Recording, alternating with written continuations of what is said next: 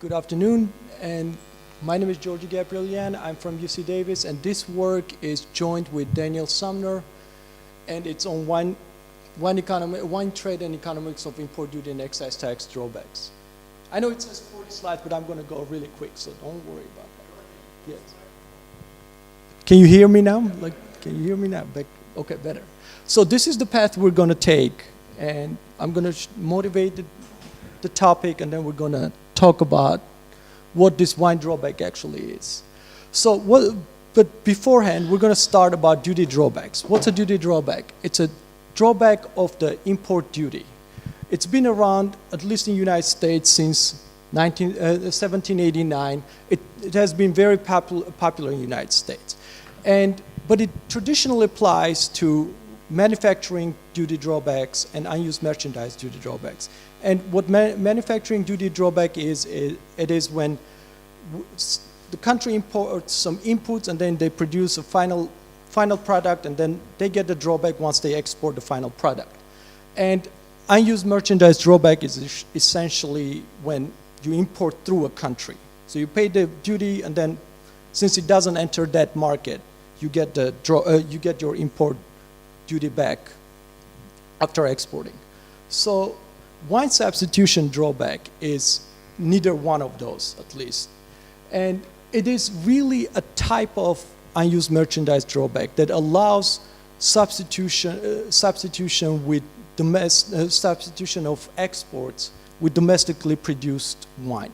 So I don't really believe in reading slides, but this slide is very important to understand the concept. So what it does, it allows 99% of import duty and excise tax to drawn back. So the first difference is it allows the excise tax to be drawn back. And every wine that is sold in the United States pays an excise tax. So it applies only to table wine. So it's a tax category in the United States. What it really means is under 14% alcohol and no sparkling wine.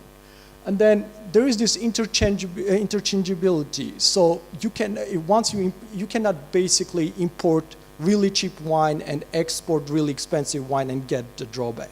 So they have to be within 50% of value, and also they have to be of the same color. And the exports to countries with which we have, United States has free trade agreements do not qualify. So Canada is a large export destination for US wine, and the exports to Canada are not qualified. And yeah, those are the most important parts.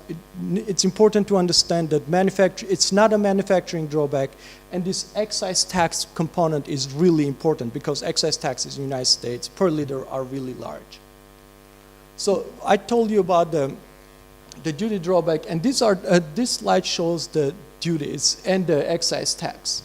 So the first part is for bottled wine and for bulk wine. And we can see that import duty, the first line, import duty varies by where the wine comes from.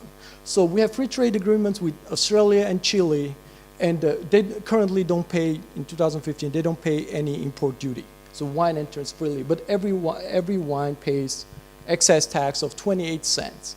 So, and then the total indicates the total taxes that wine pays per liter. So it's about 34 cents. Now it's about 28 cents per liter for bottled wine, and it's about 28 cents per liter for the wine in 2015 if it comes from Australia. The last line shows the per unit share of the taxes.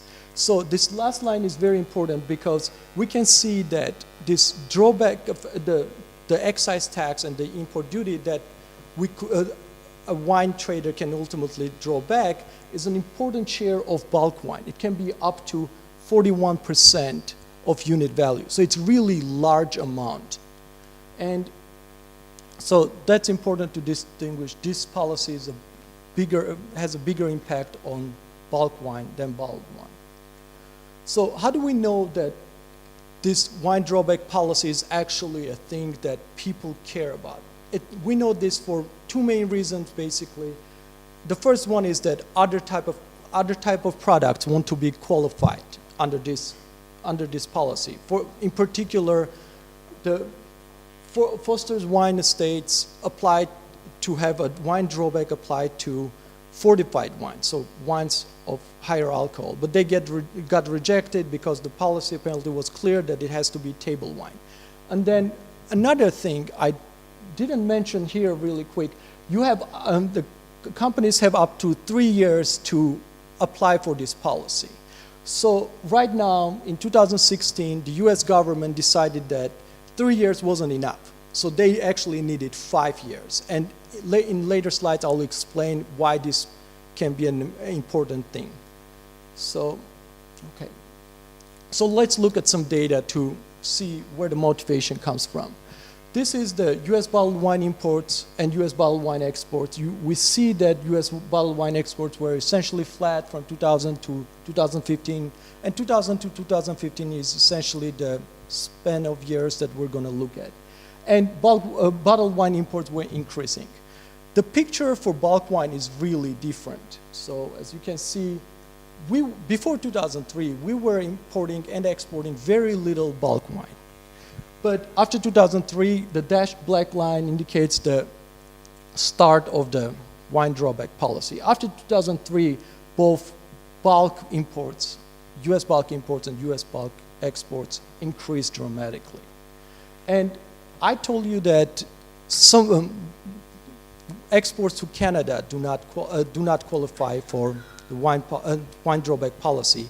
And here we can see that after the introduction of wine drawback policy, Canada increased the bulk wine imports from all over, from other wine exporting countries, but the United States. And you can see the red line is flat. That's the Canadian wine imports from United States, while the blue line is the imports from the rest of the world. And you can see that Canadians are still importing a lot of wine, but not from the United States. And this slide is here to show really the difference between exports to destinations that are eligible. And this is just one example of exports of destinations that are eligible for wine drawbacks and Canada that is not eligible.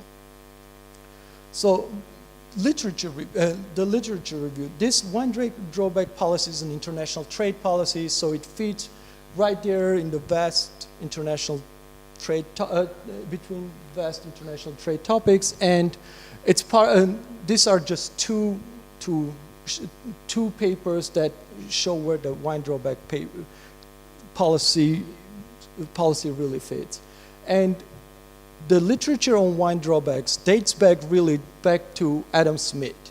Adam Smith actually has a chapter in Wealth of Nations on drawbacks, and he uses wine as the example.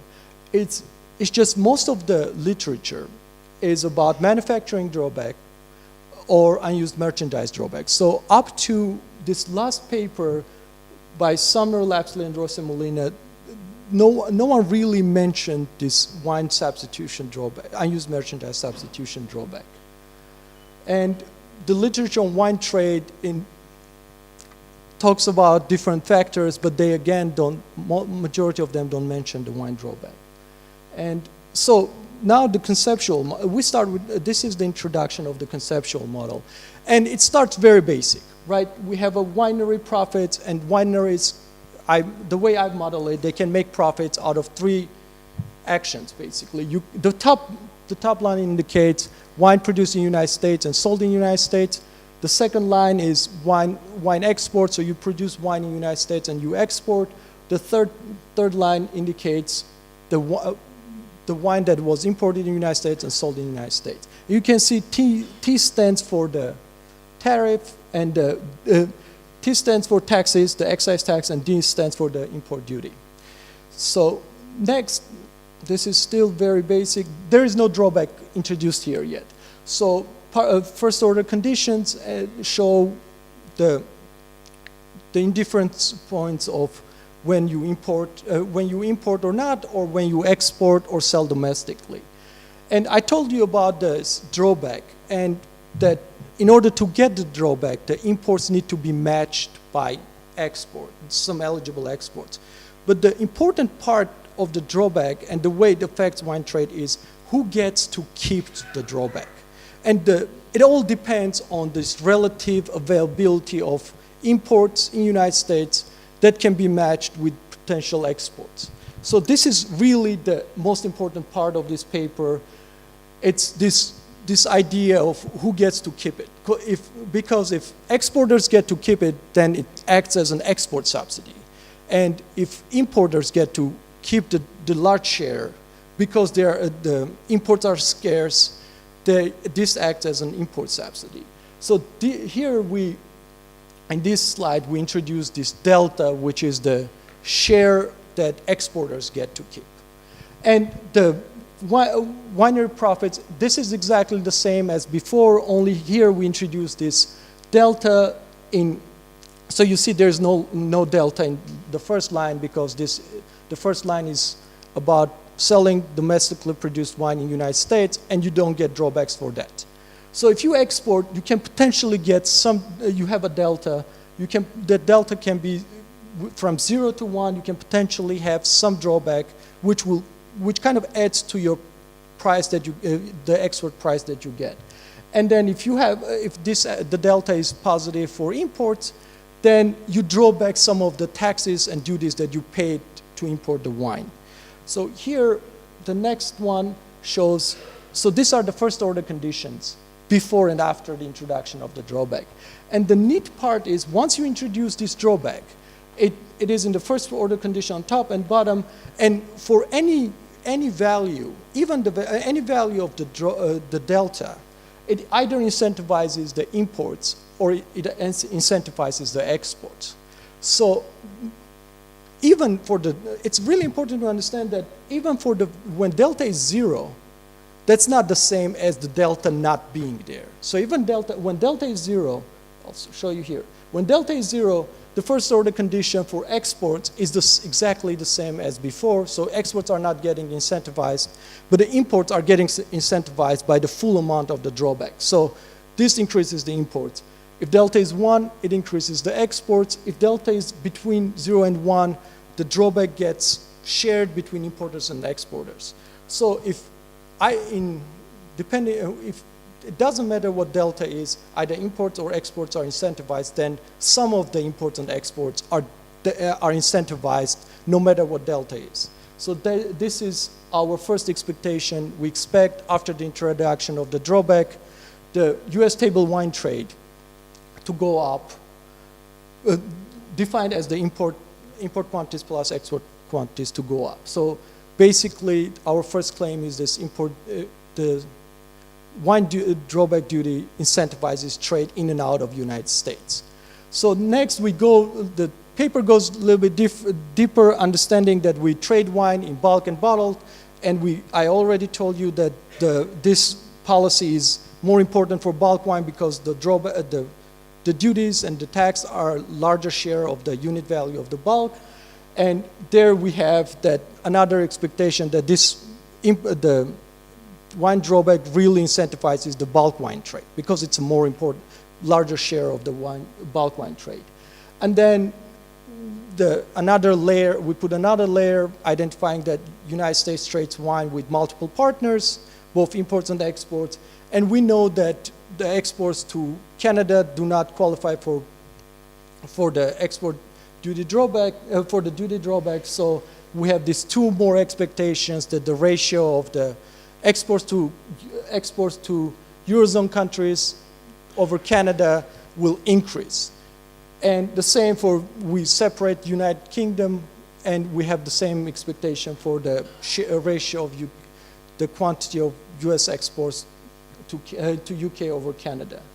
So this is just a summary of the data set that we're using. We have an import data set. It's 192 observations from monthly from 2000 to 2015. Mean bulk bottled, these are 1,000 liters, and we have the same thing for exports. And so now we need to do an empirical work. We need to basically construct the delta. So it has really two components. The variable of interest has two components. It's the value of the drawback, how much it's worth to this wine traders essentially, and what are the chances of getting it. The chance part is the delta. So we need to construct delta, and I'm going to show you, these are the rules that we use, and these are consistent with, so the first rule is first imports get matched with exports. First, this is an efficiency rule. We don't want that some imports are left, some money is left on the table because of this matching inefficiencies. But other than that, all these other rules are consistent with the drawback policy. So, and then we construct these accumulated imports. We want to know how much of wine is here in the United States that is eligible to be claimed for drawback purposes, but it's not claimed yet. So this is what the delta looks like. As you can see, up to the end of the 2018, so delta is 0, it's an import subsidy. Delta is 1, is an export subsidy. So you can see the drawback acted, for bulk wine, the drawback acted as an import subsidy up to late 2008. And then after about 2002, since 2002, it's been acting as an export subsidy.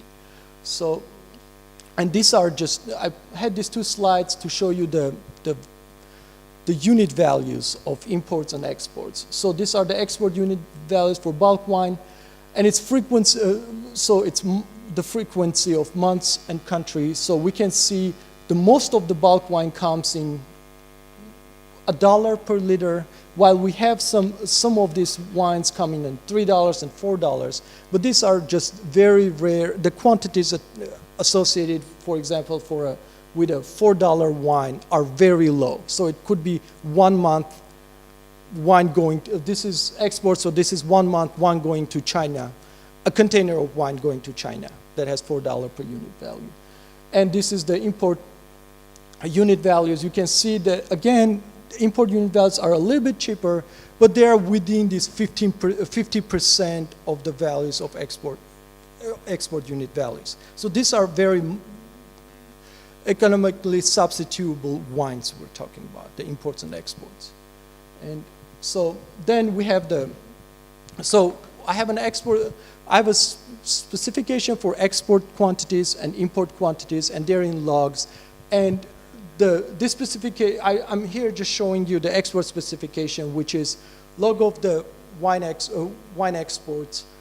And the variable of interest is this XIT. We have all these other variables to account for this macro variability, like exchange rates, transportation costs, GDP in these exporting countries, free trade agreements. So they're all there. The one that I'm interested of is this XIT, which is S2003 indicates the start of the drawback.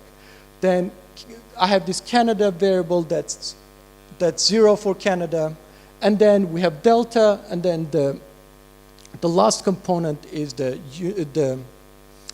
share of this total tax over the unit value. So I estimate and I estimate this in first differences, because we don't want to have this, I'm trying to avoid the spiral correlations and basically, so avoiding spiral correlations. So I show you some results. The drawback refund can be thought of as an elasticity, and it's 5.53 for bulk, 1.7 for bottled exports, and 1.7 for imports, bulk imports, and 0.23 for bottled imports. And one more thing, just really quick, I'm estimating this one expression that has both imports and exports. And I go to the results. So what does this really mean? It means if bulk exporters got 0, went from getting 0 of the refund to 0.3, which is the ratio of unit value, the bulk export quantity will go from 66 million liters to 354. And it's really consistent with the data we've seen. We've seen we've seen that we almost didn't export any wine before this introduction of wine drawback. And we're right now at almost 220 million liters. And the same thing for bulk imports. If bulk importers started getting 0.6, which is the share of 0.6, thinking of cents per liter, cents per dollar, instead of 0, the bulk imports will go from 89 to 248. So I'm running out of time. But this is the last slide before the conclusion. So this shows that what this really shows, when we have one expression, it really estimates the drawback effect before having one and after introducing one. And it shows that if the drawback effect, if either importers or exporters get half of their unit value as a drawback, the total bulk wine trade, imports and exports together, will go from 167 to 246. And this is my conclusion slide. So wine drawback created, well, 3 points really. Wine drawback created incentives that are both statistically and economically important for US wine trade. And the really last point, now we know, now we think that exporters get the drawback, and the drawback could amount to $55 million. So that's it. I'm sorry I ran out of time. Thank you.